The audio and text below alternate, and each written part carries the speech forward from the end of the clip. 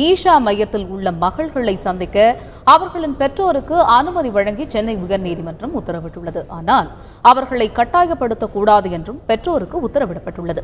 இதுகுறித்து தொலைபேசி மூலம் கூடுதல் தகவல்கள் தருகிறார் எமது செய்தியாளர் பிரசன்னா. இன்னைக்கு அந்த ஈஷா யோகத்தில் இருக்கக்கூடிய அந்த சகோதரிகளுடைய வழக்கு சம்பந்தமா உயர்நீதிமன்ற தீர்ப்புல தெரிவிக்கப்பட்டுள்ள கருத்துக்கள் என்ன?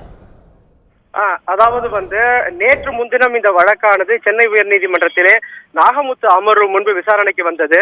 அப்பொழுது தங்களுடைய மகள்கள் அங்கே கட்டாயப்படுத்தி இருக்க வைக்கப்பட்டுள்ளதாகவும் தாங்கள் கடந்த ஒரு வருடத்திற்கும் மேலாக அவர்களை சந்திக்க அனுமதிக்கப்படுவதில்லை என்றும் அந்த மகள்களின் தாய் தரப்பிலே ஒரு வழக்கானது தொடரப்பட்டது. அந்த வழக்கில் நீதிபதி நாகமுத்து உத்தரவு பிறப்பித்தார். அதாவது கோவை மாவட்டத்தில் மாவட்ட முதன்மை நீதிபதி அவர்கள் ஈஷா யோகா மையத்திற்கு நேரடியாக சென்று அந்த பெண்களிடம் வழக்கை விசாரித்து ஒரு அறிக்கையை சமர்ப்பிக்க வேண்டும் என்று உத்தரவிட்டிருந்தார். அதன் அடிப்படையில் அந்த அறிக்கையானது இன்றைய தினம் சமர்ப்பிக்கப்பட்டுள்ளது.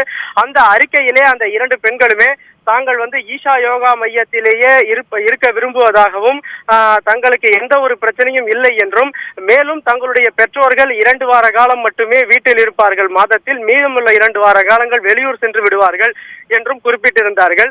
இப்படி தங்களுடைய ஒரு விரிவான ஒரு அறிக்கையை அவர்கள் சமர்ப்பித்திருந்தார்கள். அந்த அறிக்கையை படித்து காட்டிய நீதிபதி நாகமுத்து அந்த லதா கீதா ஆகிய 2 பெண்களின் தந்தையிடம் பல்வேறு கேள்விகளை சரமாரியாக கேட்டார். குறிப்பாக தங்களுடைய பெண்கள் மீது எந்த ஒரு அக்கறையும் செலுத்தாமல் இப்படி இருப்பதுதான் இது போன்ற சம்பவங்களுக்கு ஒரு முக்கியமாக காரணமாக இருக்கிறது.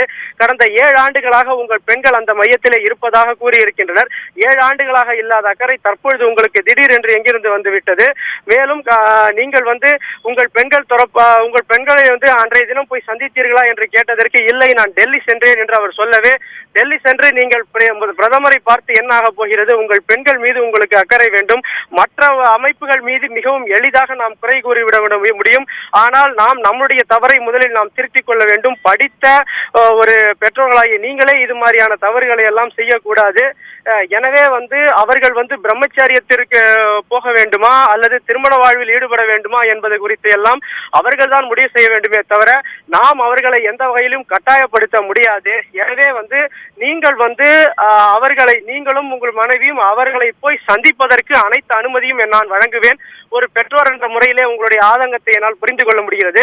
ஆனால் அவர்களை யாராலும் கட்டாயப்படுத்த முடியாது என்று கூறினார். ஈஷா யோகா மையம் தரப்பில் ஆஜரான வழக்கறிஞரும் அவர்கள் சந்திக்க நாங்கள் அனுமதி வழங்குகிறோம் என்றும் தெரிவித்தார். எனவே அதனையும் ஏற்றுக்கொண்ட நீதிபதி நாகமுத்து அமர்வு அவர்களுக்கு சந்திப்பதற்கு அனுமதி வழங்கி இருக்கிறது. ஆனால் அவர்களை கட்டாயப்படுத்தக்கூடாது என்பதையும் தன்னுடைய உத்தரவிலே அவர்கள் தெரிவித்துள்ளனர்.